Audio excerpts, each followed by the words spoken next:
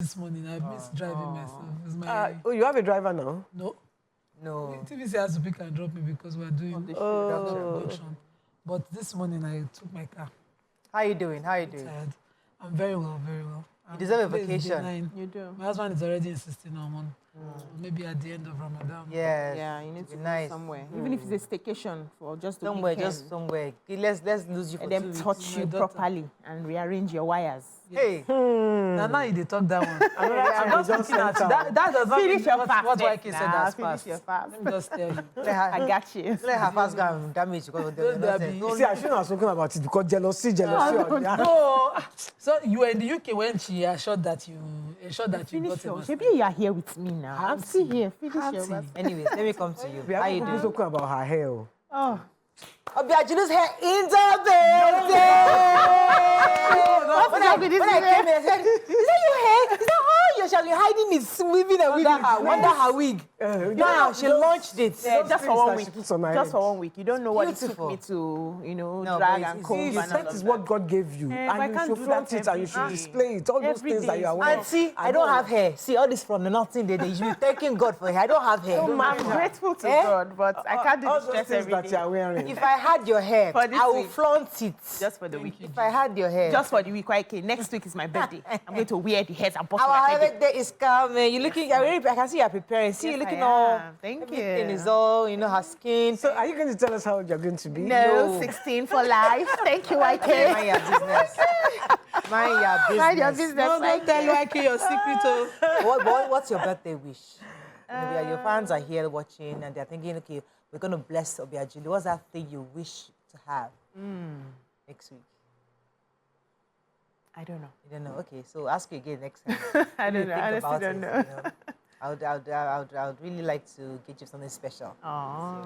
But I love your nails. They're Thank YK-ish. you. Yeah, she's around. At least your nails are very white. In fact, say it was YK's color. Honestly, I should have just collected that outfit. I'm telling you, this is YK's color. You did it. This is very, very. I'm like, how do you guys do all the stuff with this stuff? YK, Morayo, move on. Your nails look painted. Yes, I did my nails, but this is like high level. Like I don't. Because of the stones, Oh yeah, right? I'm like, why would you put stones I'm on getting nails? ready for my birthday. Like Well, you yeah, I'm said. just wondering how people My months. do all the cleaning and everything with the stones. Yeah, I don't clean. Jerry, it's your month, Jerry. My month. Enjoy. Let me It's enjoy. Phil's birthday too on Saturday. How old is he? 70? 65. Why are you rushing him? Oh, he's just a few years older than you. You're like age mates. Yeah. Don't like the way you. Don't like I the have way to do you something for him now. Me? You're not You? playing something. The last time I did surprise party, the disgrace disgraces me. You. I never done party for him again since then. Yes, so same thing that happened with Brown. Men are always like that. When he did 40th, I can't surprise you. That can disgrace you. Since Are then. you kidding? No, we were there now. He enjoyed 40th. it. No, the 40th, but no, the kids, we went to go and buy him special gifts. He rejected all the gifts. It's the gift, you still won't forget. I will never forget that gift. I still wore the shorts, the gifts. I still wore the shorts. Really. Remember, my daughter, Mommy, I like your pants. Like, these are the shorts that we went to go buy for your dad when he was 40 and he rejected. So I can never forget that. Since that time, I've not bought him any gifts. Are we still doing newspaper today? Because I'm Oh, wondering let's why go on a break. We have time. That's we why. have time. Oh, wow, I didn't know. Let's go on a short break. It's on Sunday. Please remind me to do this. Your husband is matched too. Yes, on Sunday after Uncle Theo. Let's go on a break. I've forgotten that we're on TV, that we have work to do. We're just away. We should relax sometimes. Let's go on a break. And it's only Tuesday. We never reached Thursday. When we come back, we go through the front pages of the papers. Stay with us. We'll be right back.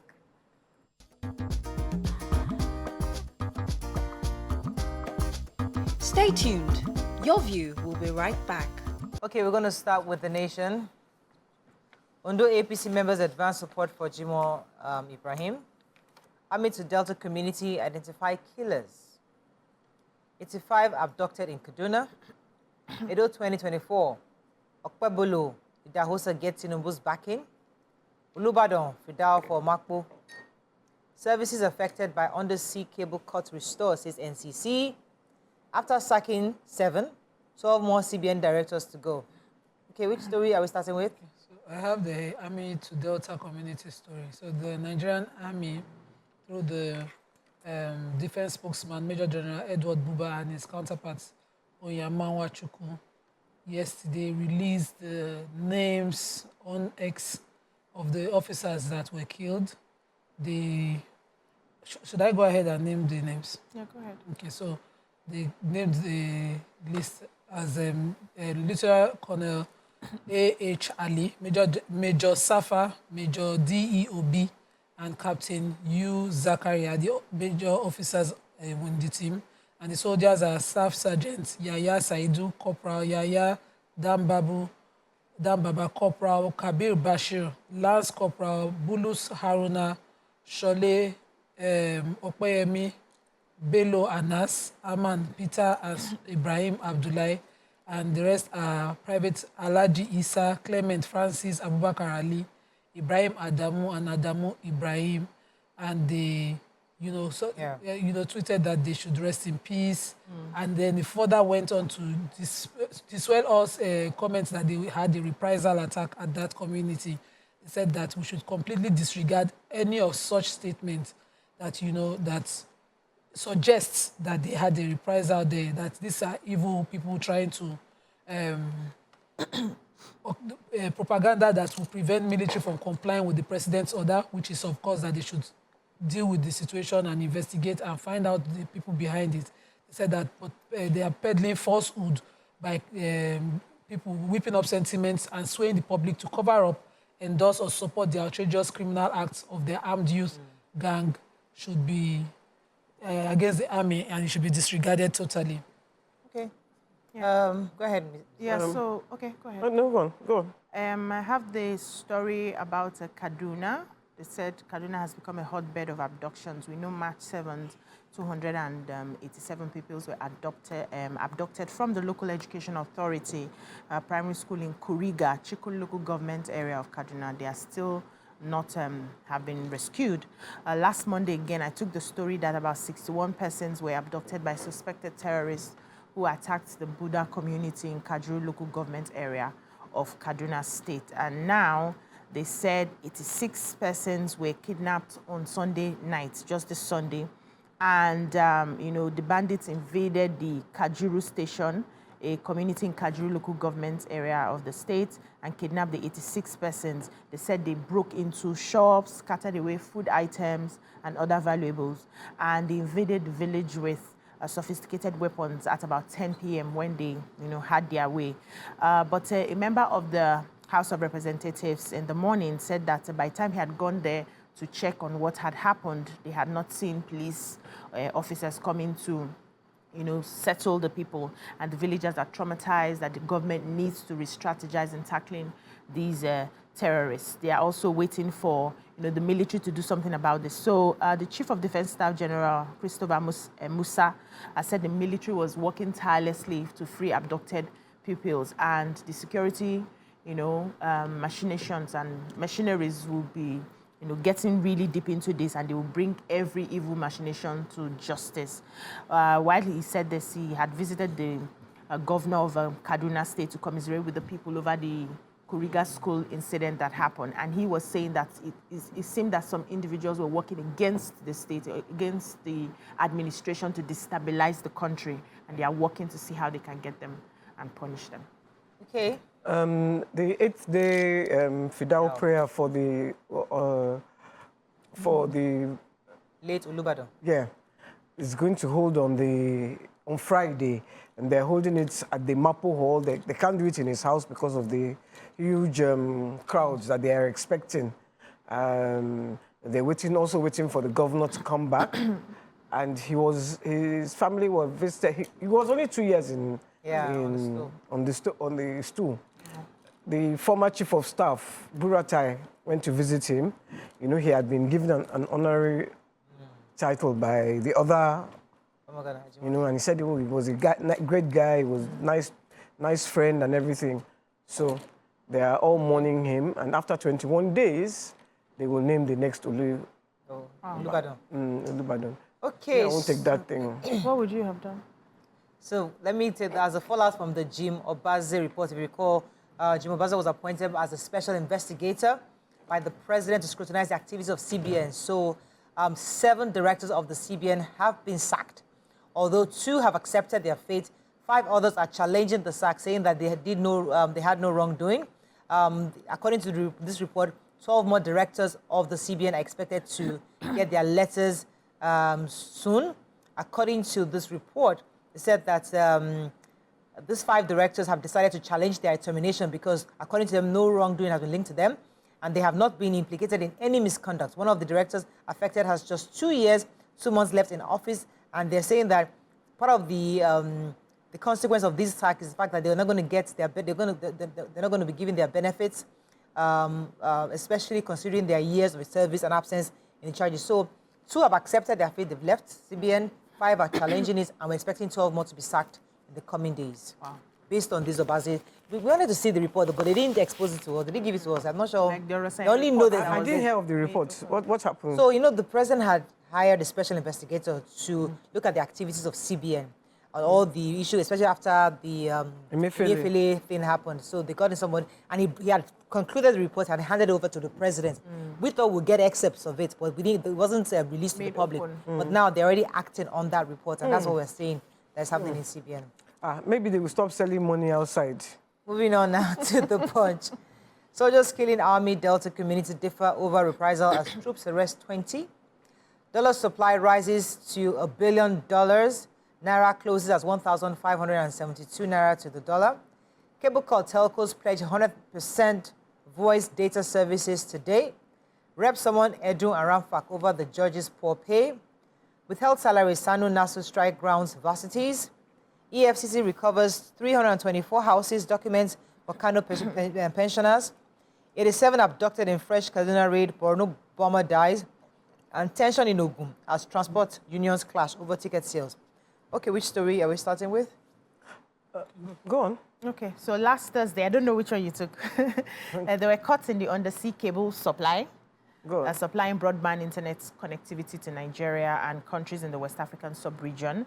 That made many banks, financial institutions, telecoms company, and allied firms to scale down their operation. So the companies affected were the West African cable system and African coast to Europe on the West Coast route from Europe, both of which have had experienced faults. Then additionally, SAT3, the main one, had reported downtime over the cable. However, the Association of Licensed Telecommunications Operators of Nigeria said that the voice and data services affected by the cut in the undersea fiber optics along the coast of Cote d'Ivoire and Senegal will be completely restored on Sunday. They had said yesterday that 90% of the services have been restored, but now they are saying they are going to be completely restored. They had all those telecommunications had to find an alternative route to divert their their services, but now with the restoration, I think they will go back and some of the delays would have been lifted. Yeah. So there's good news for those who I challenge. think we should go on a short break. When we come back, we continue with our review. Stay with us. We'll be right back.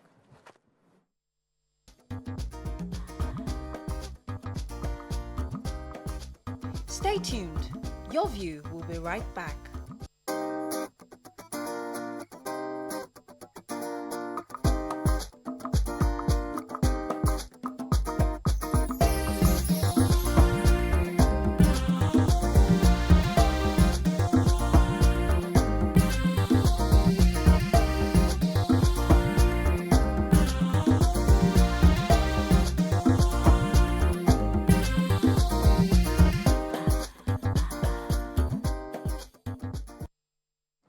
Thanks for staying with us. Still reviewing Punch. Nima had a story. Go ahead, please. Dollar supply rises to $11 billion. So the CBN has been able to shore up from what they had before, which was $5 billion. They've been able to make it, supply dollars up to $11 billion to meet the FX demands and, prevent the parallel market from moving away again from the official market, official rate. And this is a welcome one. According to this group, the FMDQ, they are a platform that publishes official exchange trading in the country. They said the figure rose by 185.75%, which is about 7.43 billion between January and March 15th. So well done to the CBN. But Nigerians will still demand dollars to go for a conference in a place, it's just, even though we have genuine demands for them. But you see, I'm happy that I heard that they've opened up the 43 of the list Items have been all lifted. And the reason is because for you to, you don't need to even put any policies to stop you. When you when you put the cost Calculate of the calculate the price. price, We know if somebody where will your be able to priorities buy it when are. you now bring it, Yeah. you yourself, you look within. your So choice. you don't have to restrict any We've items been able anymore. to keep it at 500, which is 1,572, good. which is The good. market is eventually going to Coming. find its own level, eventually. Right. Okay, I let's was take going to another say story. there was the Ogun Transport Unions. There was tension in Ogun State, in Abeokuta, as members of the National Union of Transport Workers and the Ogun State Park and Garages Management Board clashed over the revenue collection. So the affected motor parks were Kuto, Lafenwa, Brewery, Itaoshin, Obantoko, among others. They said that there were gunshots, and they were said to have macheted themselves. They said the cause of this thing is because they had reinstated the leadership of Alhaji Ismail to NURTW. He was known as Yaro to be collecting the week's revenue, but it was now the turn of the OG, the other one, OG Spam. And those ones said no, it's not their turn. So that's what caused, they gave NURTW 2 weeks, and them and the other RTAN one week. That's where Katakata now burst. Police had to come in. Police are there stopping them from fighting. And Killing each everybody other. is from killing each other. Can you imagine?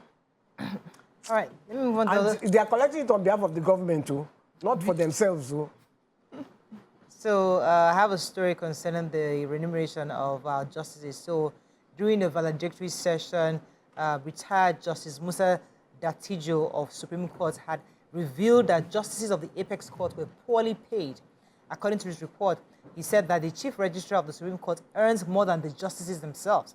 He says while she earns 1.2 million naira per month, justices take home about 750,000 naira. The CGN, on his part, takes home 400,000 naira plus.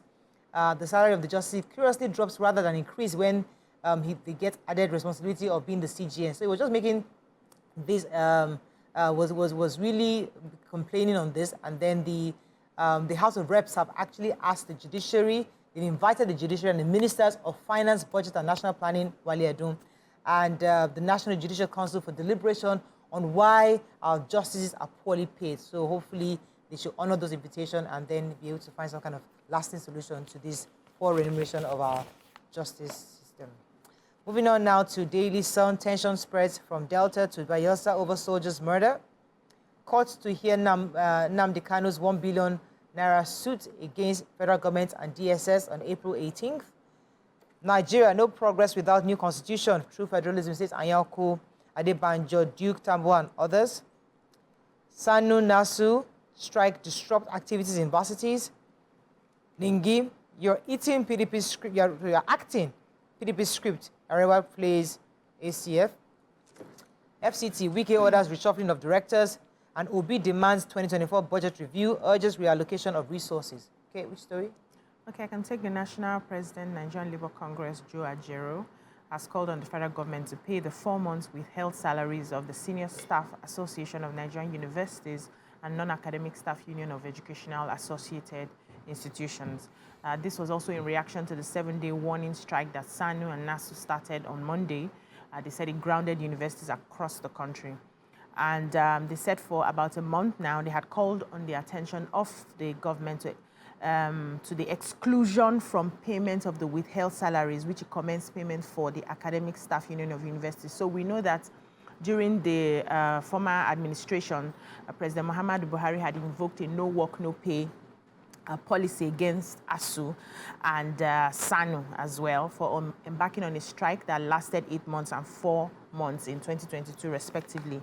And, you know, they had talked about it and the government had decided to start paying them back. But now they are paying just ASU. They are not paying SANU. SANU is, you know, what's it called again?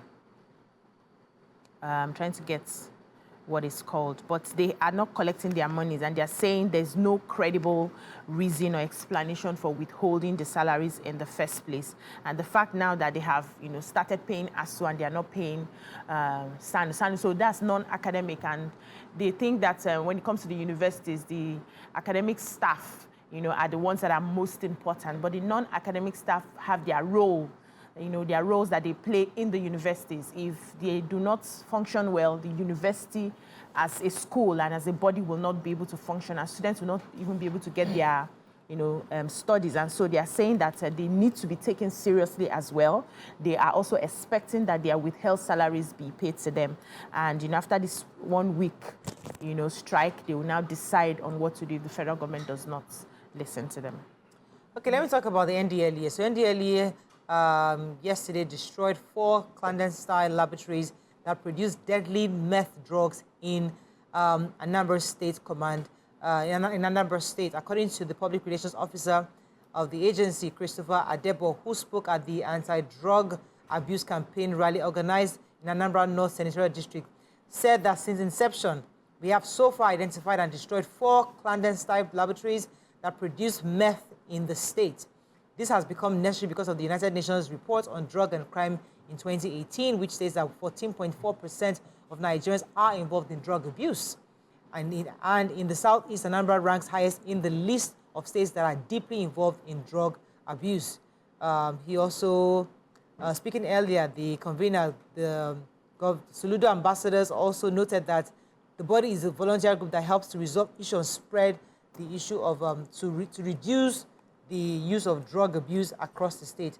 So that's NDA report from Anambra State. I have Wiki's story. According to The Sun, he had a swearing-in ceremony for the palm sex within all the agencies and secretariats under the FCTA. And he, at that event, announced that there will be serious immediate reshufflement of directors across secretariats, departments, and agencies. And he has directed that it should be done immediately. He said the head of service will then send out posting to the directors. And he gave the riot act to the PAMSEC that as you are resuming office, either you perform or you get out. That there will be no way that he will accommodate that. He also specifically addressed the coordinators for the Abuja Metropolitan Management Council. He said that they should perform and be loyal, that the president lives in the city, there's no business that they should, there's no reason why they should leave sanitation and waste management to be idle. They should perform in their departments, make sure the street lights are working, make sure every Abuja is working. That is the business of the Abuja Metropolitan Management Council. Go ahead, Waki. Yeah, I was going to take the story about the soldiers going to the 11 to the community that was responsible, or they believe is responsible for the death of the soldiers. They said that they went on board 5 boats, 5 gunboats to the southern Ijaw government, local government, and the Okwama community. They said that they raised houses, and they went to this militant leader's house, who they believe his boys were behind the killing, Amagbe, and they killed 11. According to them, they killed 11 people. Somebody said he was about to bury his father, but he can't do that again because everybody is living in fear. But the soldiers have said that the community is just telling stories. It's propaganda, that they are even being complicit. No, complicit, sorry, is the word, because they're not bringing out the perpetrators, and that their men were, not only were they killed, their bodies were debased. Their hearts were brought out. Jesus. And they said that some of their body parts were eaten. I don't know, but it's... It is sad. Pictures, have you seen the pictures? Very good. Yeah, pictures? I've seen pictures over and over again. I just hope that there can be a peaceful resolution to this, because because our country, we don't need this kind of crisis right now. We do not. Okay, Vanguard, our final paper for this morning. This one is story we've not taken. Undersea cable cord, I think we take that story. Pardon, Obi calls for review of 2024 budget. Ibadan Circular Road, over 6,000 residents to be rendered homeless. Terrorists kidnap 87 in fresh Kaduna attack. Edo Guba APC unveils Idahosa running mate. Nigeria doomed without new constitution, says Anyaku Adebanjo and others. Bloodbath in Delta, villagers flee, hide in forest. Let's take one story there. Okay, so I have the sports story actually. Nigerian wrestlers go gold wire in Egypt. Yeah.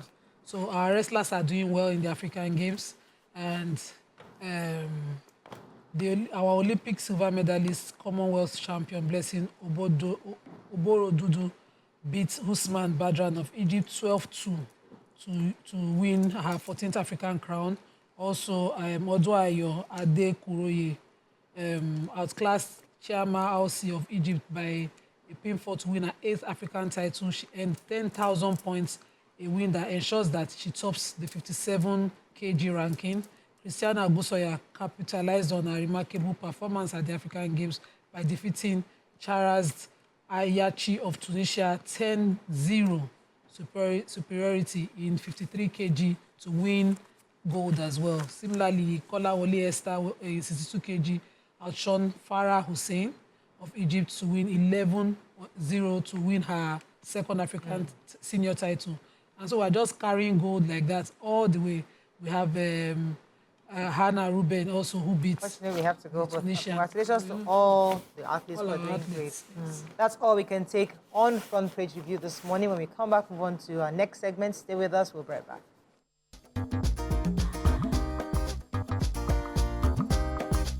Stay tuned. Your view will be right back.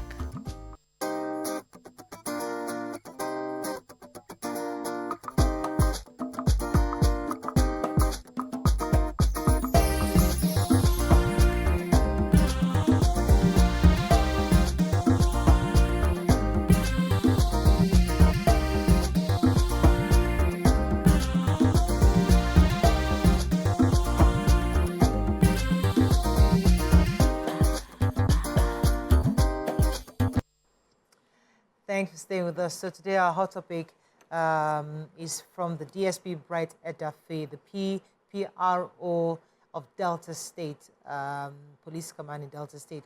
And he had tweeted saying that a father defiled his 7-year-old daughter, and it was the mother of the girl, who is also the wife of the father, who came begging and crying for the husband to be released because the punishment is life imprisonment and she cannot raise the children alone.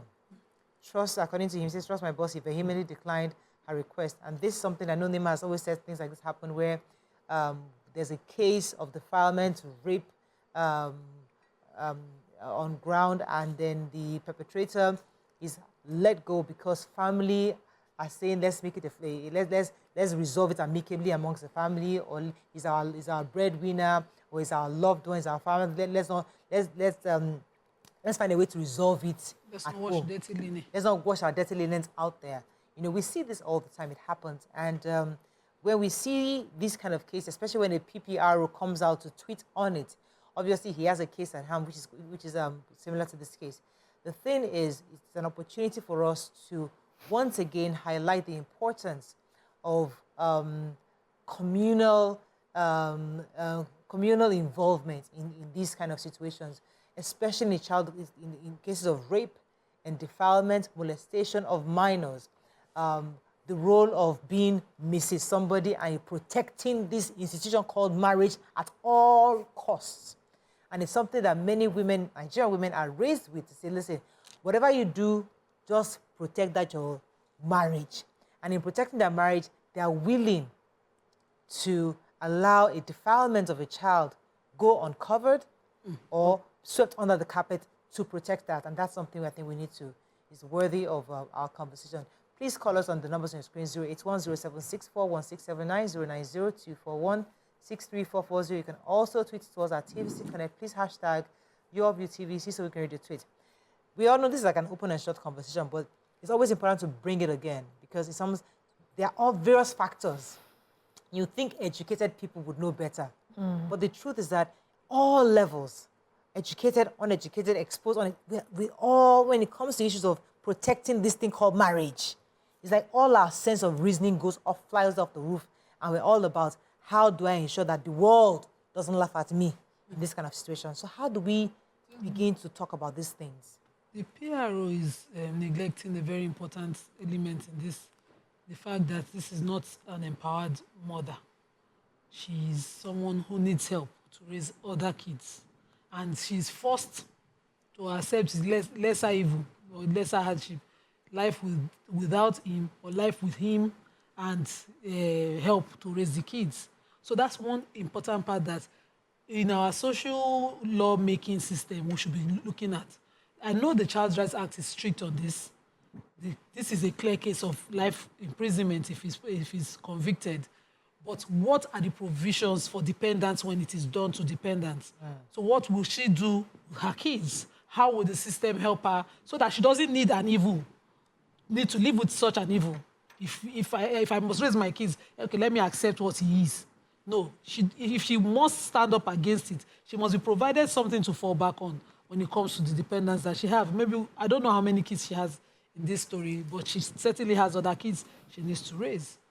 What is the system doing for that area? Okay, that's one point, but I beg to differ because we've seen wealthy people who would rather choose their husband over their child that has been defiled. So it has nothing to do. Yes, I know. But see, a woman who will choose this, whether it's poverty or not, is not what is in her head. She is thinking first of how do I allow this man that I am married to go to prison for life? What am I going to do with this child? It's not about how do I care for the child. You're not even paying attention to the emotional needs of the child and how damaged the child is. You're thinking, how am I able to fend for the child? Or what will I do with the child? How would I now relate with this child? Because at the end of the day, what happens is that the woman begins to hate the child and starts blaming the child for what has happened. So it has nothing to do with money. Now, I understand your part where the government needs to, like in other countries where they have a welfare system, where they cannot put the children to be catered for. We don't have that yet.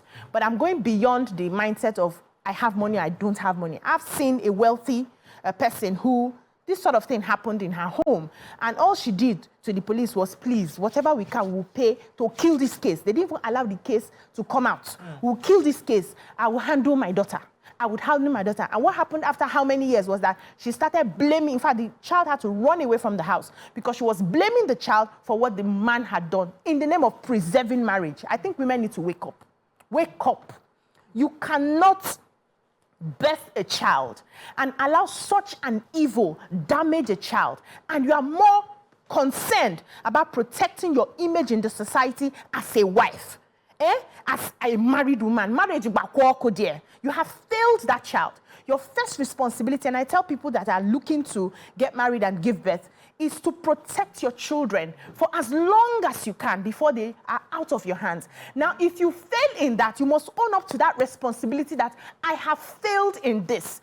It's even possible that this thing, they didn't just find it out, though. It has been happening, and she was aware. But her marriage was more important to her than paying attention and trying to help that child. And that's why we commended that, which case did we have here? A few? Dr. Femi or something. Femi. Yes. Commended the wife for speaking up, because women, this has been happening, and women hardly ever speak up. Their marriage and their husband and their love or whatever it is they're getting out of, the kicks they're getting out of it, is more important to them than the welfare of their children. We need to wake up. I have handled cases like this in the past where a woman comes in and she is the one abused by her husband. She is not empowered.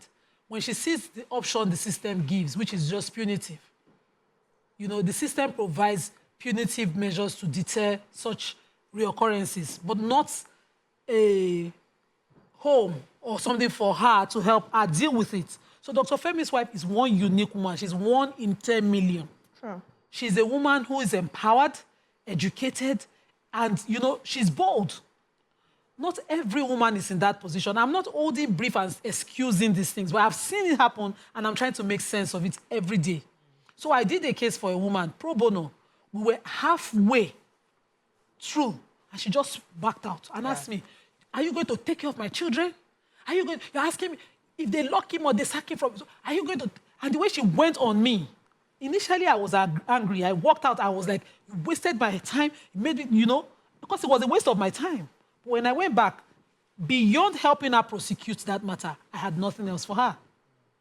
And so that alone was why I just, with time, it didn't make sense initially, but in 2 years, it made sense that I could not have done more than that. So maybe she should carry her cross.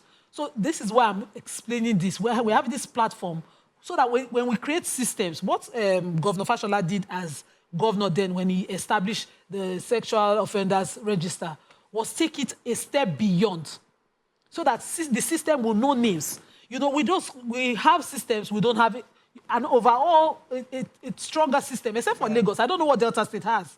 So you punish the man, he goes for life sentence, and then his children and the wife, you leave them in that situation. What you have is that the wife will constantly, because this thing doesn't happen immediately. And to find closure, she might just be looking at the child that, maybe the day they are suffering or something harder is happening. She'll look at the child, the innocent child who has been abused. But when the system takes care of it all, that child is doing well, all our kids are doing well. Let me come to because in the issue of societal labeling, that's the woman that sent her husband to jail.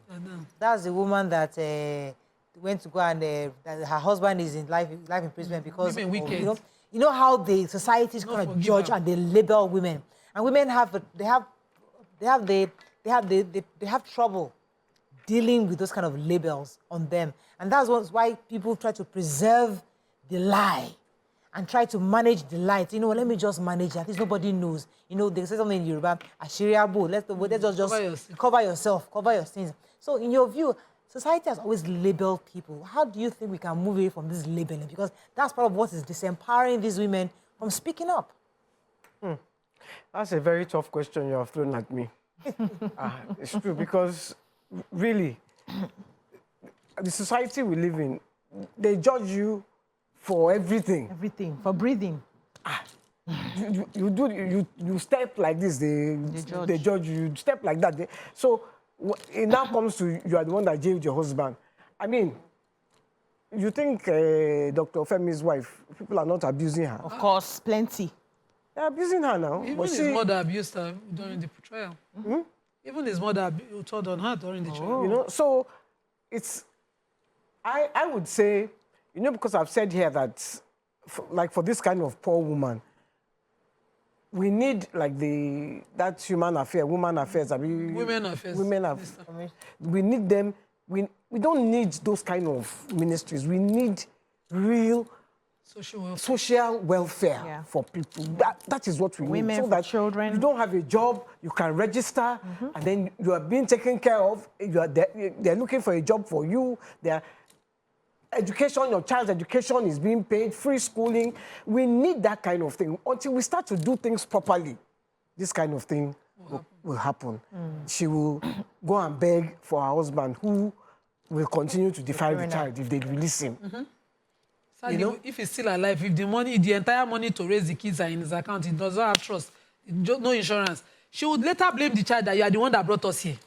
That's where you see the abuse extending. I'm not just busy. I'm trying to. I get you. I'm trying to make sense of a very difficult situation. Yes, I get you. Because if you sit with them or you handle one of such, you will be tilting towards their pain or their fears. So this woman has a fear. We must, as a society, first of all, take care of it, so that she stands as the witness that she is. You don't want to have a witness that will come to court after the prosecution have done all their work. She'll be doing, no, didn't happen, not.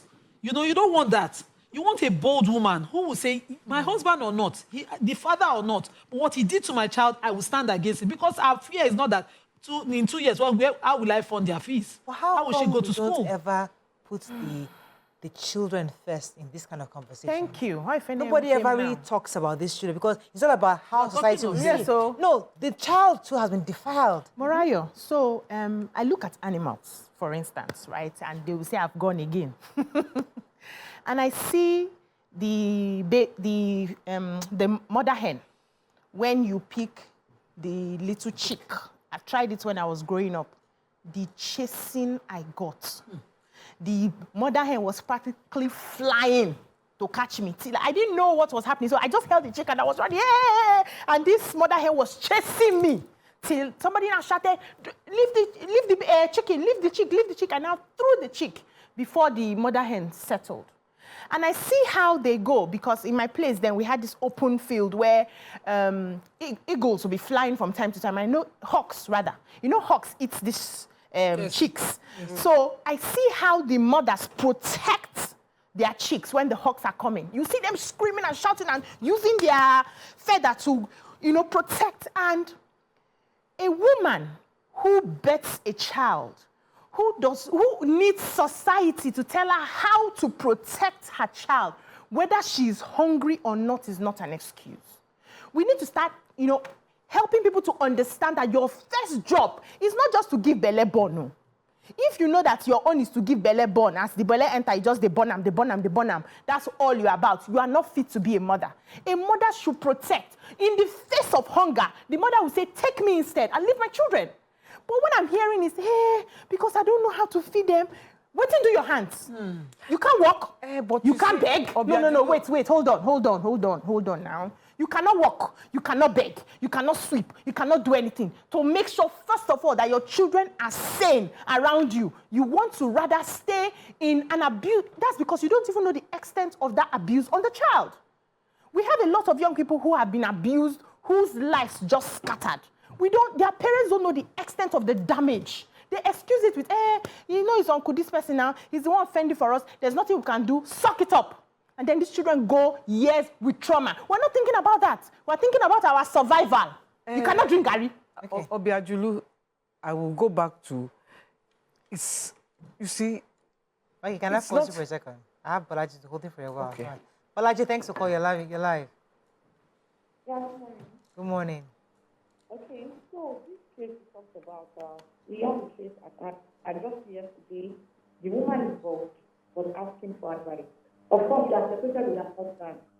There was no penetration, but there was abuse in terms of touching and co from the father to the daughter. Now they've separated a long time, for 2 years now. But the woman now came to us for advice because she said, no, this guy is just going for free and he does nothing on these children. She's trying her best, but she's making a little money. That what she wants is that she wants to get a lawyer and they'll get the man seated with all the evidence. Now he's going to sign that you are going to provide for these children till they go to university and everything, you take care of them and everything, or I take this evidence to court and you go to jail. That's the route she wants to go because they are no more married. But the guy is just gallivanting around, he's not taking care of the children. She's the one running around now, and all her efforts, she's just earning a little. And that's what she came to us, for advice. So what would you advise for a woman like this to do? She's not married, she doesn't even want to think. They are stayed for 2 years now. So somebody like that, what would you advise her to do? Yeah, thank you very much, Bolaji, for your comments. It wasn't clear, yeah.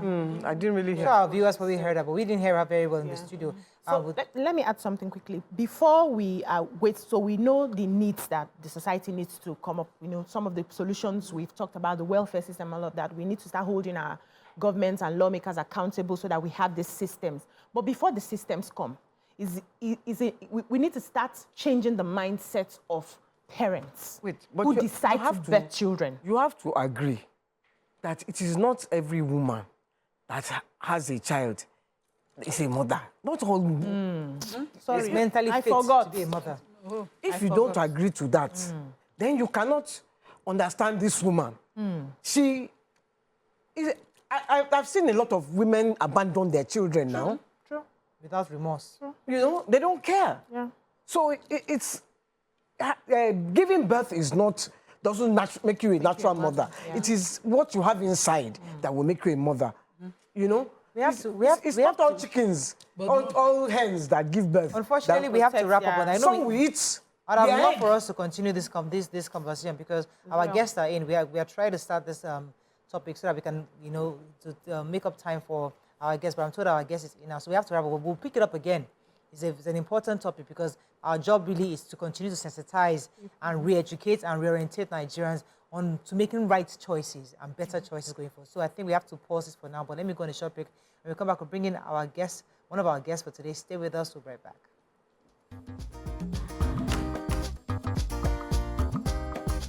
Stay tuned. Your View will be right back.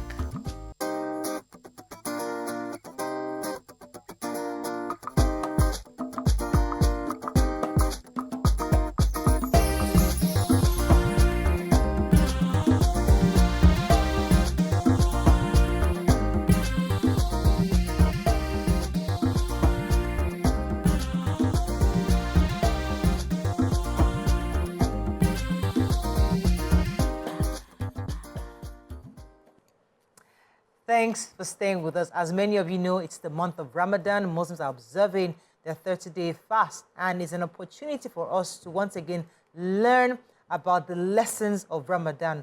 Joining us on the show right now is the Senior Lecturer, Department of Islamic Studies, Al-Hikmah University.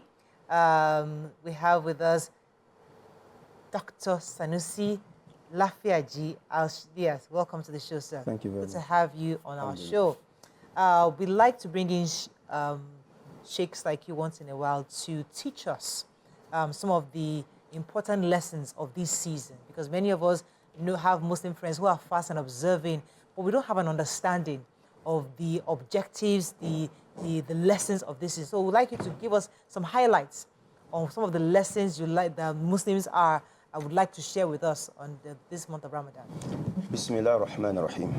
First, it is important to know that fasting in the month of Ramadan is an obligation upon every Muslim who has attained the age of puberty and who is not excused as a result of menstrual blood flow or postpartum bleeding or due to old age or sickness, among other things. So once you have attained this age of puberty as a Muslim, you must observe the fast. It's a pillar of Islam. And the whole essence of the Ramadan fast is explained by Allah in Quran chapter 2, verse 183, لَعَلَّكُمْ تَتَّقُونَ, just in 2 words, that you may attain piety. So Ramadan is to inculcate God's consciousness in the Muslim. But personally, I believe there are about 5 major objectives that the Ramadan has come to achieve in the life of the Muslims. The first is obedience. When we're younger, some of us will hide behind the doors to drink water and just clean our mouth as if we have not done anything. And I'll come out and say, we're fasting. But now as an adult, you simply can't do that, not because anybody will see you, but because you just felt this is an obligation. So I want to be obedient to my God, because if nobody sees me, He sees me. So that is number one. Then the second thing also is charity. Ramadan is a month of charity. It has come to teach us that as a Muslim, you must be ready to give. The Prophet ﷺ said, Man aftara sa'iman, whoever feeds a fasting Muslim will get a reward of a day of fast. It will not affect the fast of the person you fed. So that's why you see that in this month, there are so many Muslim organizations that are giving free food to the needy, just to be able to share in the reward of the month of Ramadan. Then the fourth thing is unity. Muslims across the globe, wherever they may be, are fasting at this point in time. Our salat time may differ. Our due to the difference in time zone, so we pray at different times. But when it comes to Ramadan, everybody seems to be observing the fast at the same time, despite the differences in the hours. So there is that sense of unity among the Muslims. You also realize that in this month, even those Muslims in your society who you hardly see in the mosque to come and pray for the 5 daily prayers, you start seeing that the mosque will be packed full. So where is this influx of worshippers coming from? They are Muslims in your society, but probably because of one reason or the other, they don't come to the mosque to pray. So that unity is always there. And then you also see that Ramadan has come to teach us morality. So Ramadan is a month of moral inculcation, a month of spiritual development for the Muslim. Because even the worst of the Muslims is in his best during this time. I don't want to mention names, but there are some of our brothers who are musicians, artists, who like to sing lewd music with very vulgar lyrics. Go and check their Twitter handles at this time. They're encouraging people to even do tahajjud, to do charity. You know, but can they still make heaven after? Because they're only holy during Ramadan. After that, they're back. So, you see, what is important for the Muslim is to be conscious of God. Making heaven is entirely in God's hand. He is the one that decides who goes or who doesn't go. But as a Muslim, Ramadan should not be the only month in which we remember God and get closer to Him. Ramadan is a preparatory ground, actually, just to teach us that spiritual awareness and consciousness so that we live the remaining 11 months being God's conscious. You mentioned the exemptions when you were talking about Ramadan. Just, when you recited the verse that compels Ramadan fasting, you said women who are on their menstrual cycle, postpartum bleeding, you said old age. If all of these exemptions are clearly stated in the verse following that verse, why do we enforce not eating in public like they do in Kano? Okay, well, I think it's important for us to know that non-Muslims are completely exempted from Ramadan fast, so which means they have the right to eat at any point in time, at whatever place they choose, and nobody should actually feel offended by that, because they are not obligated by the Islamic law to observe the fast. So then, even among the Muslims, you have those who are exempted, so why won't they eat? So I think it's important for the Muslims to respect the boundaries when it comes to issues like this. Well, I think the only thing we can say is, okay, please, can you just probably not do it to insult the, probably somebody might deliberately just want to say, I want to insult the Muslims and come and eat. But I don't think anybody even does that. Nobody has the time for, whipping up sentiments. So it is important that we respect these boundaries. Those who are exempted from fasting should be free to eat their food in public. It doesn't affect anyone. Because even if I'm sitting close to a Muslim woman who is menstruating and she decides to bring out her food and eat, why should I feel offended by it? I'm fasting for God. It's none of my business. Okay. You should not be looking inside the food. At all. So I like the Ramadan spirit, and I like how some of the Muslims around me are comporting themselves and trying to, make right with God. And I'm wondering, is there any teaching in the Quran or, in all of the services that they are holding and their prayers and everything that would help them extend some of these piousness, being holy and righteousness beyond Ramadan? Because once Ramadan is over now, it's like everybody just goes back to status quo. Exactly. It's unfortunate that as Muslims, most of us have failed to understand the real essence of the Ramadan fast. It is not meant to just be within that month alone. It is meant to train us to understand that this is how we should be living our lives. God wants us to be closer to Him. He wants us to be morally upright. He wants us to be good and kind to others, to be compassionate and empathetic to the poor and the needy in society.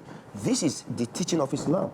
So it is not meant to be used in Ramadan alone, then after Ramadan, we go back to our former lives. So there's a need for the scholars to keep re-emphasizing this importance so that the spirit of Ramadan will continue to be with us even after Ramadan.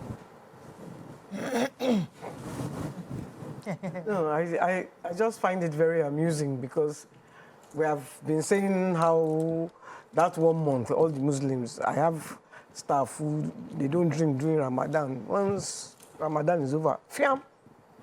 Even start the Salah self. They start, in fact, they don't womanize, they don't do anything. But once it's over like this, they resume.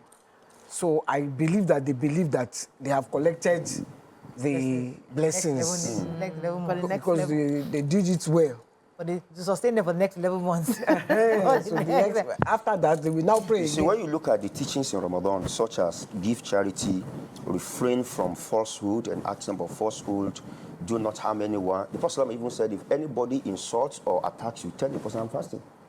So when you look at all of these teachings, they are the daily, they are the normal day teachings of the Sharia. Don't do this, don't do that, do this.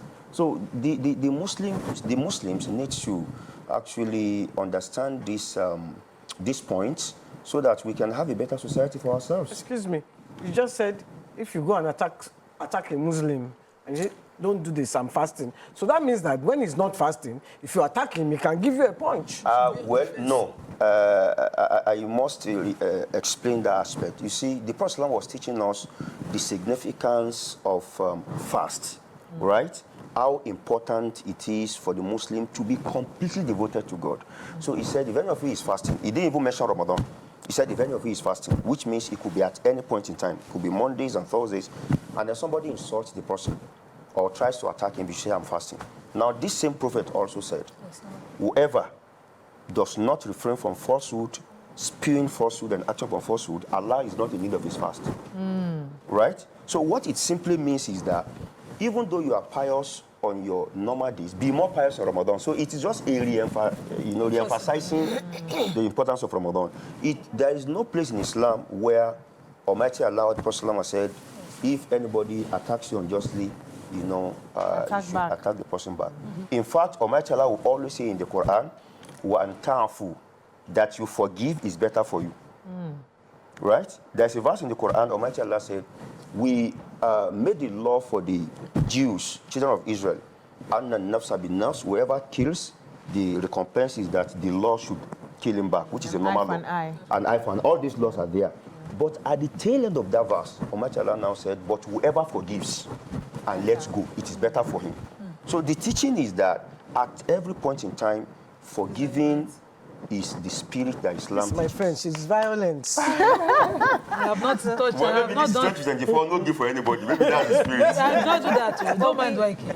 We're going to have to wrap up with you very soon, but I think one of the things I'd like us to learn from you as Sheikh is some of the things we see during this season. We have this, there's always the lectures, the Ramadan, and there's something about the last 20 days, or is it the first 20 The last days? 10 days. Very, very important. Give us Last an 10 days. Last 10 days, which I know she takes out time for that. Tell us about it. Are these in the Quran, or these are just people's ideas of what they must do during the Ramadan season? Okay, the entirety of the month of Ramadan is a month of devotion, but of course there is an importance, a significance attached to the last 10 days of Ramadan. And the reason is that the last 10 days of Ramadan are the best of nights, because in it is a night called the Laylatul Qadr. Almighty Allah said, Laylatul Qadr khairun min alfi shahr. Worshipping Allah in that night is more rewarding than worshipping Him in 1,000 months. 1,000 months is about 83 years and I think 4 months. Wow.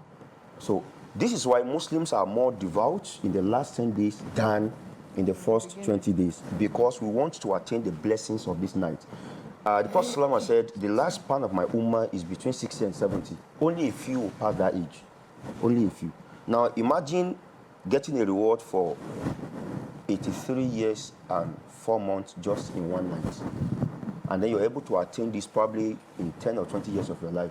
That's huge. So that's why you see some Muslims will take leave from work to go and do what you call i'tikaf. I'tikaf means seclusion. Secluding yourself in the mosque, completely, disengage with the outside world just for the sake of worship. So it is established in the Quran and it's not possible. Final questions? Anything Yeah, else? can I just ask this question? It's not to do with Ramadan. It's to do with when a Muslim dies and they bury them before sunset. Why is that?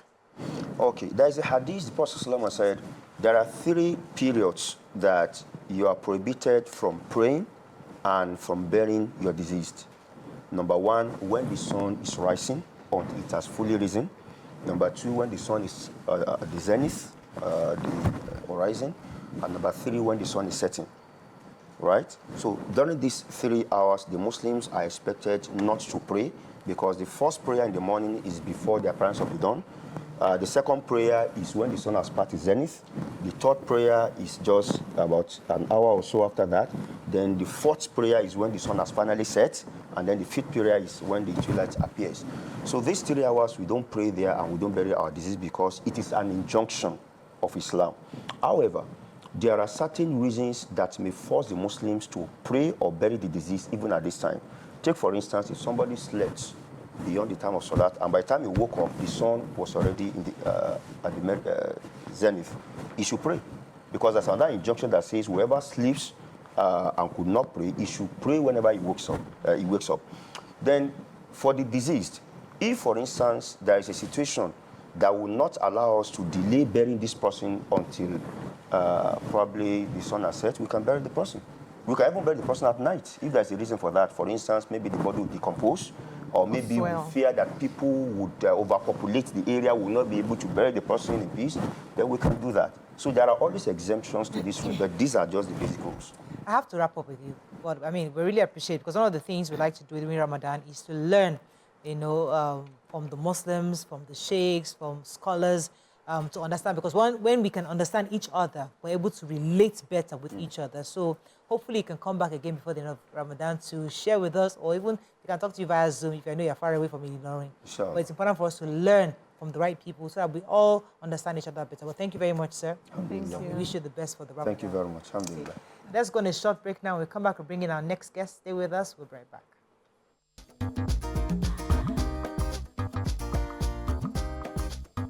Stay tuned. Your View will be right back.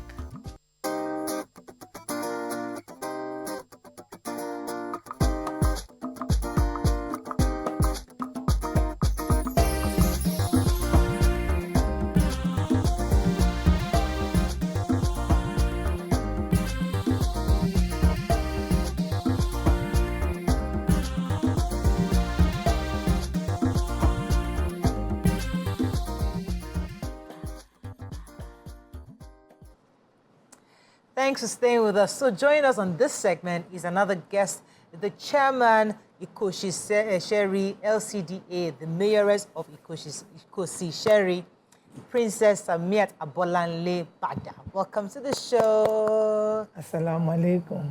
Welcome to the show. Good to have you. Because the sheikh just left now. You're not doing assalamu Okay, alaikum. good morning. Good morning. Good Good morning. to have you on the show.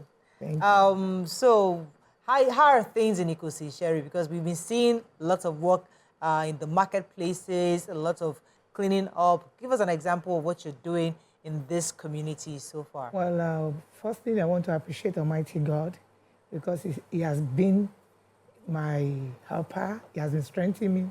It is not even an easy journey, but at least I can boldly say Alhamdulillah for today. We have been doing wonderfully well in Ikosi Sherry, both in infrastructure and all of what people are expecting us to do. Like when you talk in terms of roads, go there. We are being called Madam Project. Go to our market. Go to different places. I think I will always say it, and people have been saying it that Ikosi Sherry is becoming small London because when you see the marketplaces in Ikosi Sherry. Come to Ikosi Sherry now. We are having another new health center, which is going to be a support of what Mr. Governor is doing in Lagos State. And I thought if Mr. Governor is doing it right there at the state, we are the local government, and as a woman, I must be able to showcase myself that this is what I am, this is what we are. Women must be found doing something special, and we must be special even on our field. And that is what people are really proud of me in my community. Okay. Okay, Ma, before you came in, we were talking about a topic that happened in Delta State where I felt, a woman wasn't empowered enough to stand up against a crime committed by her husband. What empowerment projects are you doing to improve the courage of women to stand up? Firstly, women, there are things you think we need to, make our women to know. Firstly, they clarify into 5. Firstly, social, educational, economic, political, and physiological. And in this type of something, firstly, you must make them know that as a woman, you must be able to stand upright. And this is not just sitting there and telling them. We have a lot of campaigns or seminars for our women because when I emerge as a woman, I felt a lot of things are wrong. Women don't really believe in themselves. They don't think they can do it better. They feel without men, there's nowhere they could, they cannot even achieve anything without men. I, as a woman, have made them, even in my local government today, you see a lot of women leaders because they've now known their right, what they can stand for. Like all my supervisors for WAPAN and my special advisor for women, I empowered them and made them see reason why you should have to go to, after crisis, when a woman is having problem, you must stand for them. And you must make them know this is your right. You cannot keep them short. Yes. You have to make sure they learn how to, talk even in the public. Yeah. Yes, as a woman, you must learn how to be calm, how to be, talk in the public, but yet you shouldn't take nonsense. Right. There are things you shouldn't take. Your no is your no, and your yes is your yes. And back home, while you are doing that, even as a leader outside there, you shouldn't forget your home is your home because you have to train your children. Right. A lot of things are happening in the world now. Women must firstly say, my own children must not join them outside because they have limits. Yeah. And but if you are caged, if you cup all our own, they will not join them. Right. By the time they get to one level, the crime will continue to go down. Let me. I know. It's. I'll come back to you. See, I know it's International Women's Month, and one of the reasons why we're inviting all types of women is just to celebrate the work they do in the private and public sectors. And one of the reasons why you're here is just to see the work that you're doing. So we know what you've done in the markets. We know what you're doing with the roads. Some people have been complaining concerning the inner roads, the fact that they've not really, they've not been touched, they've not been tarred. What are you doing to help us in those inner roads to be well tarred so that people can be motorable for vehicles? Maybe it's not in Ekosishere. Moraya, sorry. Maybe it's not in Ekosishere. Go to our inner roads. We are doing wonderfully well.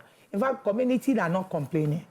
At least I'm on here. They can call, and immediately they call to tell us we need your attention here. We answer them immediately. A lot of things are even on the pipeline. A lot of communities, I think about 5 of them of our CDA are asking for transformer now. I'm telling you, before a month, before ending of this month, we must answer them. And talk of another thing we are doing tomorrow is going to be a day for our palliative.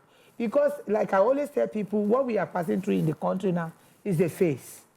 We are going to overcome it. But as a public office, as a chairman in of a local government, if you think you are going to spend more on palliative, when it ends, the public will still ask how do you manage their fund? Yeah. So while you are doing the palliative, while you are supporting them with whatever you have, you must not forget your work. And that is why I'm managing everything together. I'm feeding we are sharing a lot of things tomorrow, gari rice and beans, Ramadan and Lent for the season. We are going to share about 6,000 people. Wow. This is not, it's not new. We did it last month, but it's not public. It wasn't public. It was not, even before subsidy. We have started immediately. I emerged as a local government chairman. These are part of my agenda that I'm going to be sharing for needy, the elderly, the widow, and the aged. That these are the things we have been doing. Right. Okay. So when subsidy now came in and people are now, saying they needed this here and there, I said we have to add more. Okay. Before about 3,000 to 5, but now it's about 6,000. If you see, initially at times we go into the community to share, but when I now felt we needed them, to come again, so that some people we have a positive impact in them. And then we don't even, support it with cash. But these days, when you are taking your own, we support with cash. Okay. Right. Which we felt if you come from a long distance, you can even, use part of it. Even you can cook out of it. And that is what we have been doing. Tomorrow is going to be another day in Ekosishere. And it has been so where they have been cooperating. And you will not ever see them in Ekosishere fighting for it, because they know even if they are 10,000, it must get to their turn. Okay. Yeah. Mayoress, you seem to be a woman of the people, and you've done quite well.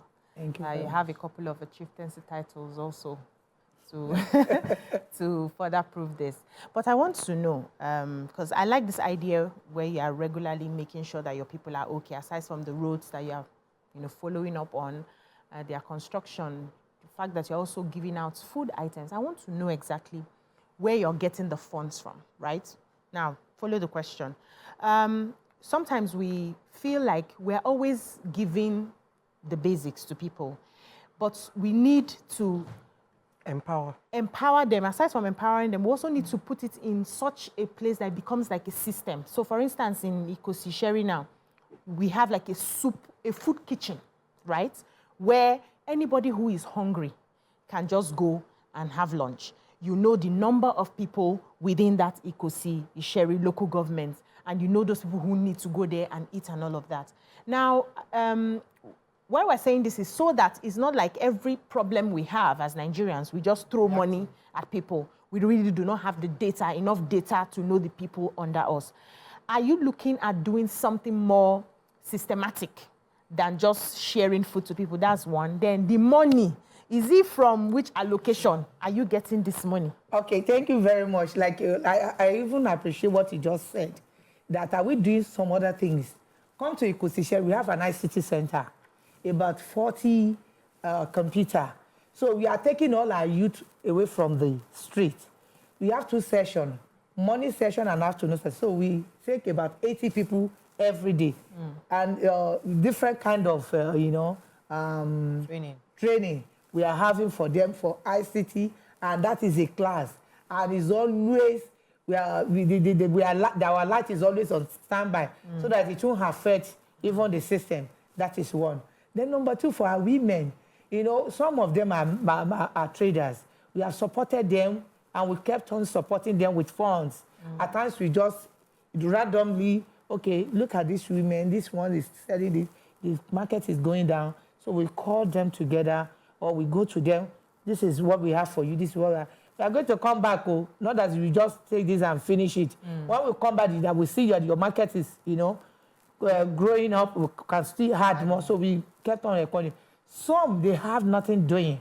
Those one we felt we could, trade, learn a trade, and which we have started, and we have been doing that. Let me pause you for a second. I have a call, and hold it for a minute. Francis from Songota.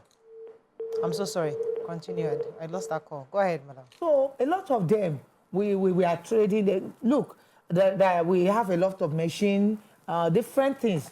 When we know you are genuinely a learner and you are ready to learn, we give, after learning, we must make sure we equip you with whatever you learn. And that is what we have been doing, because it is very good to teach a man how to fish, not continue, but the word we have now and what we are passing through now, made us to do what we are doing, sharing more of palliative. And don't forget, I said something, that sharing of the palliative during this time, not because of this time. I have started doing that Before ever then. since I emerged, and people can testify to it. Even When did you emerge? I emerged 2021, when the late chairman died. So I now, I took over. So I now recontested for myself. So which God made me, to be the substantive chairman. And the tenure is going to end by next year, which I'm going to recontest by the special grace of God. So tell us about this health center. Everybody I'm talking about, I've not been there. I think Nima has been there. Somebody was telling me they've been there. The primary health care center. Oh, wow. What are they? Is this in construction or has been completed? It has not been completed. We have just started, but it's going to take about 8 months. When you come in the next 2 weeks, we are going to put the 2 decking. What? It's going to be raised up. It's going to be raised. It's going to be like 3. I'm just praying the state they shouldn't even snatch it from us, because it's going to be 1 in Lagos. Wow. All my project is always like wow when you get there. So the motive behind this, I just felt the community is getting bigger, and my people needed to be taken care of. So what can we do to make sure we can actually accommodate every of our people in Ikosishe? That was the brain behind. Where does Ikosishe start from exactly? Because when you say that your own area, because I was going to say they have a street here that they've not done, but maybe it's not part of Ikosishe. Where? Your Shikomaya here, that road, I have been complaining about it for years. Okay, thank you very much. You see your Shikomaya. Yes. Shikomaya. There is a long road along Sele. Yes. Do you know how it was? Yes, that one was been fixed. It was a very road that I should, run for. That some people will tell you it's a state project. I did not talk of for Shikoma, which is very, very short. Yes. Which I said is in our pipeline. Yes. The pipeline. road is not built. Yeah, of course. Yeah. The house was not built in a day. Yes. Is it the allocation from the government? It's the allocation of the government. That you're using to do all of this? Yes. And we have local government chairman who are not doing anything. It depends on how you manage it. Wow. If you want to work, if you have passion. So you can confirm that they're giving you money. State government, they're giving us money. You are getting money. So Olu is not taking dime from the local government money. I will stay here and say it again. This is a state that I will always tell you, we are, you are free. The local government chairman are very free to do whatever you want to do with the fund as the chairman. We're just like a governor in our locality.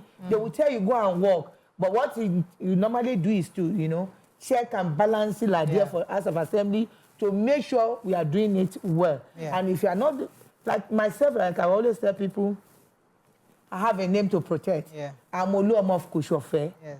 So, before they could, all the Obas in Koshofe could give you that title, the Oluom of Koshofe, which means they felt you really worth it. Yeah. So that is Yeah. what, a lot of I have someone things. from Shangisha that wants to talk to. Good morning. What's his name again? Good morning.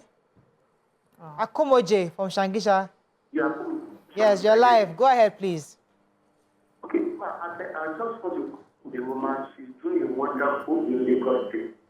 Really? And I pray that God will continue to strengthen her in the name of Jesus. Please, we need us and at Akomoje close, very close to Oguna Gate. It was the resident that dualized the street.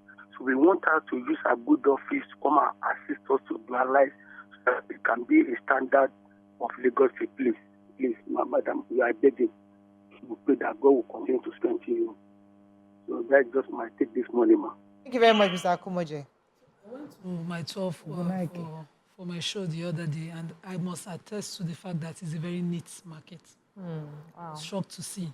But I saw constructions, and I also took feedback from the people in Is the she market. part of my 12? Yes, I am the owner.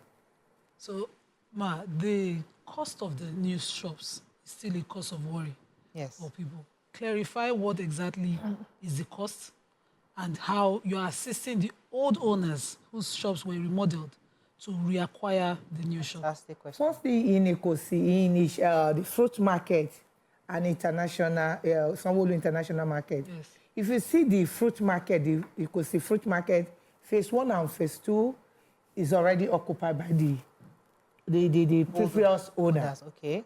So the other place you are seeing,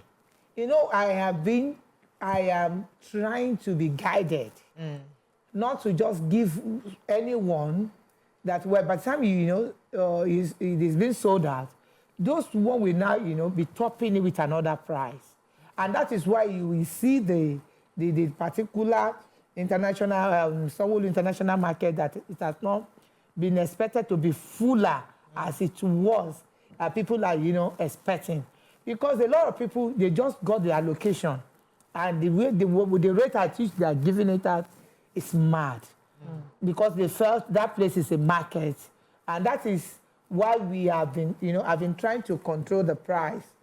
No, I still have a lot of things on my table that we need to, adjust, because the guy that who assisted us in building said, dollar said it was the dollar increase when you bid for us.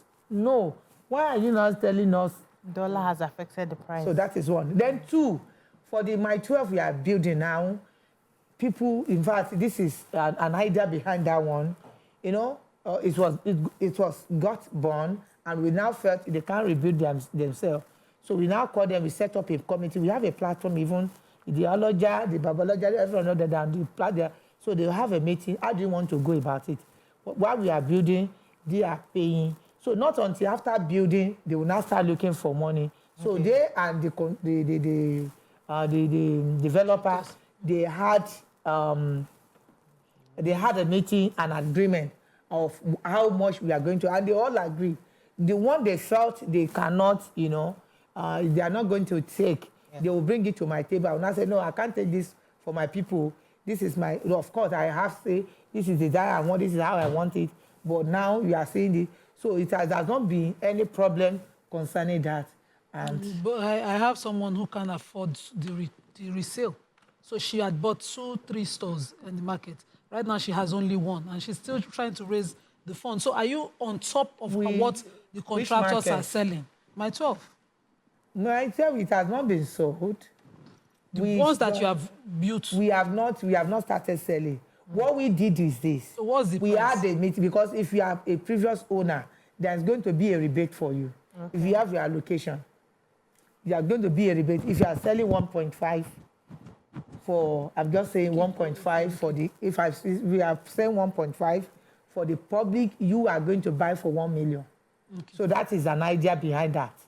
So if you deal, because the previous owner, they must be attended to before we sell to the public. Okay. So we have to wrap up very soon with you. So what should we be looking for in Ikosi? What are the things that you're working on? And well, what we should be looking for in Ikosi, that all our roads must be completed, inshallah, with Qudratullah. Then secondly, the issue of subsidy that I'm advising, is an appeal to our people in Ecosi that they should just take things easy. Though in Ecosi, they have been taking things easy, for them, they have not been, like other local government, they'll be ranting, but they know the government is trying, we are trying to support them, that I would still tell them they should take it easy with Ashwaju Bola Ahmed Tinubu, that the real hope is real. It's something that is real. A lot of debt have been paid. A lot of things that have run for years. You can't expect such in a 9 months, to just wipe away like that. And Governor Sanwo-Olu, he has not slept just because he wanted Lagos State to get debt and for all of them to be fine. Look at the ONJ code they did recently. Okay, he paid so amount of money for the subsidy. Our people are the people doing ourselves. When you, bring 50 kg of rice. When you get to the feed, you brought 40 kg after measurement. And you are now saying, who is to be blamed for this? Is this someone that will still come and sit down and sell this food? No, it is we. We are the one doing ourselves. Until when we talk to ourselves, we must support ourselves. We must support the government. How can we talk to ourselves? We kept on appealing to our women, because women are the head of all this. Well, they are the backbone of the nation. If you want your husband to, do it well, women will want you have to talk to women. So we have a forum where we advise different seminars. I have to wrap up with you right now, but I have to ask you one last question. Okay. Are you accessible? Because people just say, this one is difficult to see her. We may say, I don't want to allow. Can they just enter your office and say, I want to see you? Everyone, you know that. You yourself know that. My office is I close by 9 o'clock, 10 o'clock. I'm the only council chairman, I can say it anywhere, that goes to office every day of my life. You still live in your council? I live in my local government. I cannot even stay in Ireland. That is not me. Okay, I am proud of Ikosi. I'm an Ikosi. Just check. And I'm proud of that. All right, that's all. Thank you so much. Thank you very much for coming on the show. I appreciate you. That's all we can take on today's show. Hope you learned a few things as we have. Have a great day. We'll see you tomorrow. Bye for now.